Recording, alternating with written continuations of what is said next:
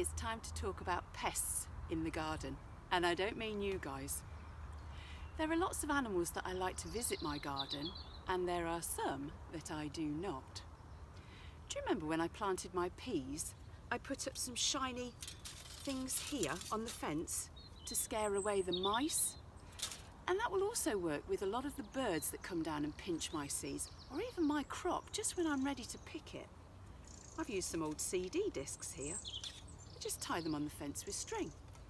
Anything that's shiny or makes a little bit of noise, it doesn't scare them so much, but it just puts them off enough to make them scurry away. They don't really like it. So I found one of these the other day. Not only will it make a noise and it's shiny, it also moves. So it just startles them enough for them to move away. I shall hang that up later. You might find some things in your toy box that could help you. I found this beautiful windmill. I like the colours at the moment, that's perfect, isn't it? But you can make them, you know, and if you can make them out of shiny paper, absolutely brilliant.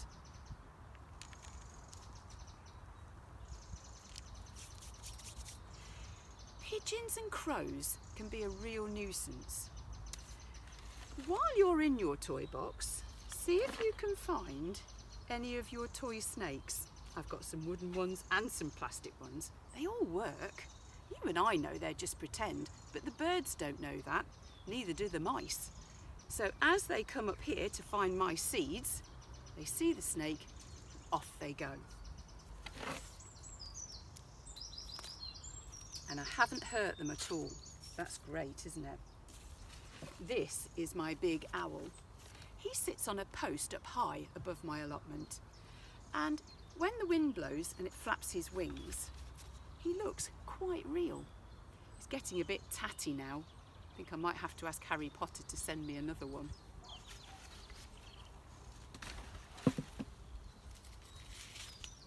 You also know that I encourage lots of little animals into my garden by growing the flowers that will attract them.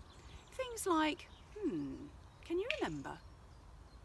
You're right, ladybirds and hoverflies, and they eat green fly, white fly and black fly. That's really helpful, isn't it? So you might like to grow flowers to encourage them. When I grow carrots, there is a little pest that comes to get them. And I grow my carrots under this fine mesh. Can you see it? The sun can get through and so can water, but the little flies can't. So that's useful. But if I couldn't get hold of this, I would grow marigolds next to my carrots because they've got a certain smell to them that the carrot root fly don't like, and it disguises the carrots. So that's another good one to grow. Voles are a problem on my allotment. Just like moles, they dig tunnels in my garden and they leave a great big pile of soil, and I can't grow anything in it.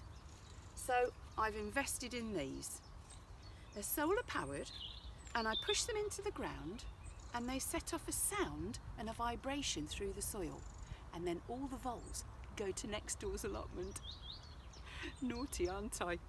But I haven't hurt them, and then when my neighbour gets some of these, they'll move on. Slugs are the biggest problem for a gardener. And it's very important that when we find a slug, we social distance ourselves from them at least by 2 metres. There are other things that you can do.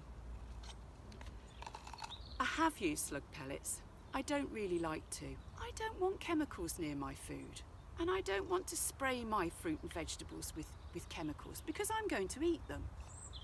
And if I use poisons like that in my garden, it might hurt my frogs and my toads and my hedgehog. I don't want to do that. So I'm a little bit kinder. I make a slug pub. I dig a little hole and I put in my pot to there. I know what you're thinking. Yes, I should have my gloves on. Yes, I will wash my hands. So I bury it to there, and then I use a bit of Mr. H's beer. only the leftovers and only if I ask. And I fill it a little bit, just like that. Then I can put a lid on top. And then the slugs, who like beer, go into the pub. They get a little bit tipsy and a little bit drunk, and then they either fall asleep and the hedgehog eats them, or they stay in the pub and they drown. Either way, if the frogs or the hedgehogs eat them, they might get a little bit tiddly, but it's not going to hurt them. And actually, I think that's probably a kinder way of going, don't you? So that's my slug pub. You could try eggshells. Now, this is one of those moments where you think, how much time have I got in the world and how do I want to spend it? Washing up eggshells and then crushing them to make them small is not my idea of a good way of spending time, but on a rainy day, you go ahead. So if my little lettuce was here, what can I use to be my lettuce? Ta-da! I would just sprinkle the eggshells all around it, and you can see why you need a lot of eggs and a lot of time. And I'm told that the slimy slug can't get over the sharp eggshells. It hurts him a little bit and dries him out. So you could give that a try. I'm not going to, but you definitely could. I think that's it for now. Have fun.